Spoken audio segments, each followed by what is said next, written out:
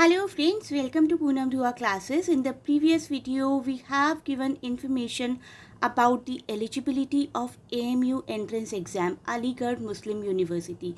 Today, let us discuss the English literature syllabus to be covered for this exam. I have been receiving recently many queries about the syllabus to be covered for this examination. So here is the video. So here is the syllabus. Please keep on listening and noticing each and everything. आप figurative languages को ज़रूर cover करिए, specifically simile, metaphor, allusion, personification, pun, alliteration, antithesis, climax, assonance. Although I'll suggest to cover literary devices in detail, but these are the important one. इसके बाद आप जा सकते हैं major forms of poetry की तरफ. आपको ये सभी फॉर्म्स ऑफ पोइट्रीज़ को विद एग्जाम्पल समझना बहुत ज़रूरी है, जैसे कि लिरिक, सोनेट और elegy, epic, satire, ballad, dramatic, monologue. तो इसके लिए आपको रिलेटेड पोइट्स की पोइट्रीज़ को स्टडी करना पड़ेगा. फॉर एग्जांपल ड्रामेटिक मोनोलॉग अगर कर रहे हैं तो रॉबर्ट ब्राउनिंग को बहुत अच्छे से स्टडी करिए. सटायर अगर पढ़ रहे हैं तो एलेक्जेंडर पोप को, जॉन ड्राइडन को बहुत अच्छे से स्टडी करिए. एपिक अगर पढ़ रहे हैं तो you can give the example of Iliad and so on. अब प्रोज में देखिए आपको कौन कौन सी फॉर्म्स को कवर करना है. Essays, biography, autobiography, short story and novels. Major form of dramas में आपको कवर करना है tragedy, comedy, one act play, फास्ट, मेलोड्रामा एट्सेट्रा. और आपको इन सभी के अप्रिसिएशन, क्रिटिकल अप्रिसिएशन किस तरीके से करने हैं वो आपसे शॉर्ट क्वेश्चन में पूछा जा सकता है. एसेज और शॉर्ट स्टोरीज़ को कवर करना बहुत ज़रूरी है, तो मैं आपको कुछ एसेज, कुछ शॉर्ट स्टोरीज़ की लिस्ट दे रही हूँ जो कि एएमयू के लिए काफ़ी इंपॉर्टेंट है. आप ये सभी नोट कर सकते हैं. बेकन की of friendship, Lamb, the praise of chimney sweeper, the art of essays, the first 7 years, the night train at Deoli. काफ़ी इंपॉर्टेंट टेक्स्ट है ये रस्किन बॉन्ड का. इसके बाद आगे बढ़ेंगे एलिजाबेथन पोइट्री की तरफ.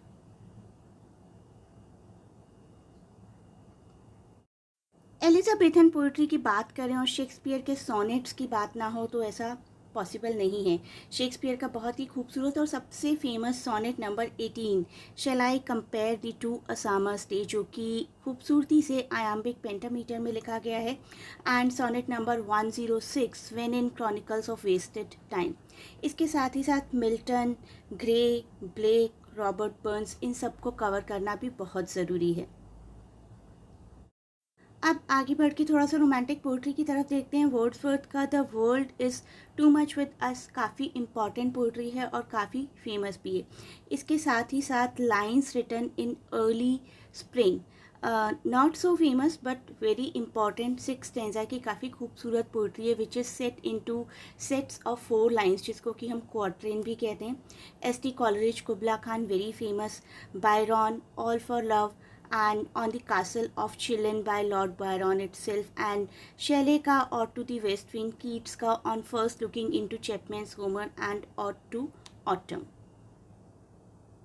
के बाद बात करेंगे कुछ इम्पॉर्टेंट लिटरेरी मोमेंट्स की, या यू कैन से द टाइम पीरियड्स.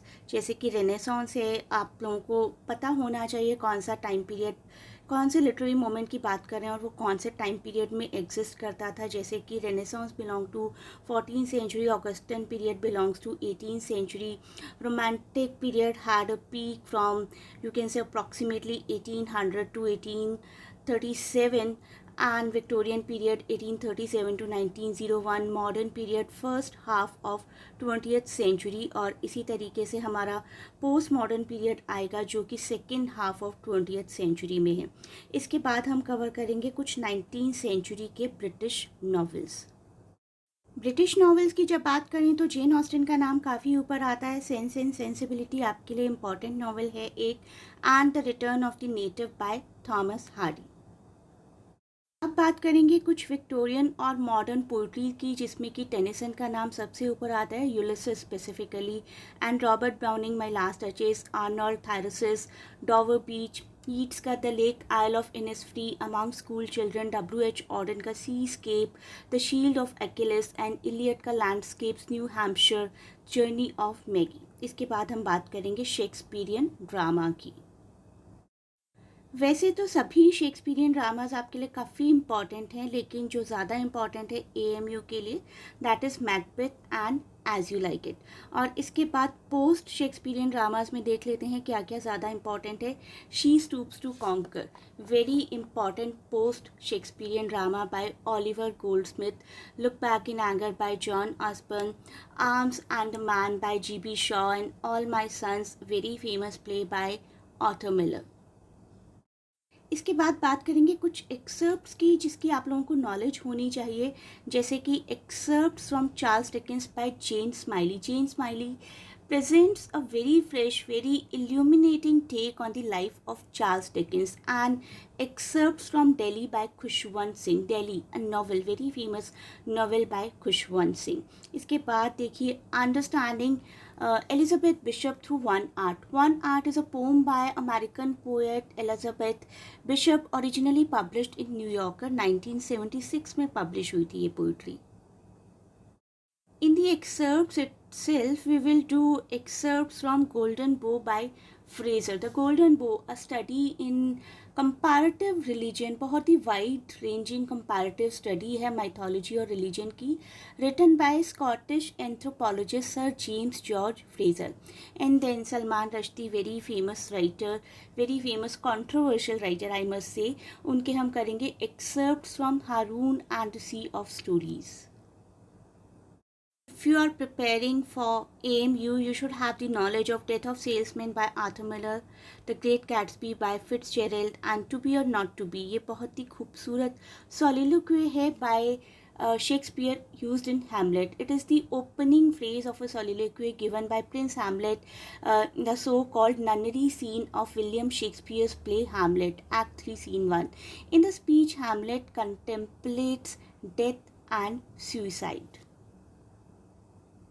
अब थोड़े से अफ्रीकन और इंडियन लिटरेचर की तरफ भी पढ़ते हैं. The voice by Gabriel Okara, जो कि नाइजीरियन पोएट हैं, and Kanthapura, very famous novel by Raja Rao. Now we will come to 20th century British and American novels, जिसमें काफ़ी इंपॉर्टेंट है a passage to India by E.M. Forster, a farewell to arms by Ernest Hemingway, and we will study history of English as well. आप history of English पढ़ रहे हैं तो आपके लिए ओल्ड इंग्लिश में से बिवॉल्फ को कवर करना बहुत ज़रूरी है. बिवॉल्फ एक बहुत ही खूबसूरत ओल्ड इंग्लिश एपिक पोम है in the tradition of Germanic heroic legend consisting of 3100 alternative lines, and it is one of the most important and most often translated work of old English literature. इसके बाद हम बढ़ेंगे middle English की तरफ. Middle English में देखते हैं हमारे लिए क्या इंपॉर्टेंट है. Excerpts from P.S. Plowman by William Langland and Everyman. Modern English में देखिए हमारे लिए क्या क्या इंपॉर्टेंट हो सकता है. मॉडर्न इंग्लिश में मॉडर्न इंग्लिश की हिस्ट्री तो हमें पढ़नी ही है प्रॉपरली, लेकिन excerpts from Hamlet by William Shakespeare काफ़ी इंपॉर्टेंट है. इसके अलावा जॉन डन की poetry the sun rising, Milton की poetry on his blindness. When we talk about non fiction तो आपको पता होना चाहिए एडिसन और स्टीली के एसेज के बारे में. द स्पेक्टेटर, जिसमें उनके एसेज पब्लिश हुआ करते थे. The Spectator was a daily publication founded by Joseph Addison and Richard steely in England around 1711, और उसमें से ही एक काफ़ी खूबसूरत एसे है a silent man's advantage in society. इसके बाद हम बढ़ेंगे स्विफ्ट के गुलिवर ट्रेवल्स की तरफ और डेनियल डेफॉय के रॉबिन्सन क्रूजो की तरफ. साथ ही साथ आपको एलेक्जेंडर पोप के रेप ऑफ द लॉक के बारे में भी प्रॉपर जानकारी होनी चाहिए. Jane Austen pride and prejudice, S T. Coleridge the rime of ancient mariner, और वर्ड्सवर्थ की लूसी पोम्स, ये बहुत ही इंपॉर्टेंट हैं. Lucy poems, the Lucy poems are a series of 5 poems compose by this romantic poet William Wordsworth, जो कि उन्होंने compose की थी 1798 से लेकर 1801 के बीच में. आपको ये ईयर्स इजीली याद रह जाएंगे क्योंकि इसी ईयर में लिरिकल बैलेड को पब्लिश किया गया था. इसके अलावा आप कवर करिए Vanity Fair. Vanity Fair is an English novel by William Makepeace Thackeray which follows the life of 2 girls जिनके नाम हैं Becky Sharp and Amelia सेडली.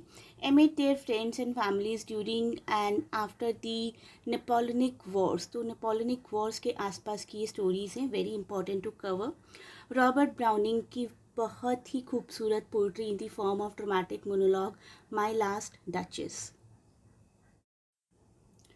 And these are the things to be covered in modern literature. Walter Raleigh का Wishes of an Elderly Man Wished at a Garden Party, June 1914. The Snows of Kilimanjaro, Hemingway का है. Tennessee Williams का A Streetcar Named Desire, Virginia Woolf, very famous novel To the Lighthouse. T.S. Eliot, The Wasteland, and Samuel Beckett, Waiting for Godot. Alice Walker, The Color Purple. अब अगर हम बात करें world literature की तो हमारे लिए बहुत ज़रूरी है एमएस टोटोला का the palm wine drinker. MS Tutuola एक नाइजीरियन राइटर थे who wrote books based in form of folk tales mostly. Amitav Ghosh the sea of poppies, Aravind Adiga the white tiger जिस पर रिसेंटली राजकुमार राव और प्रियंका चोपड़ा स्टार्ड एक मूवी भी है.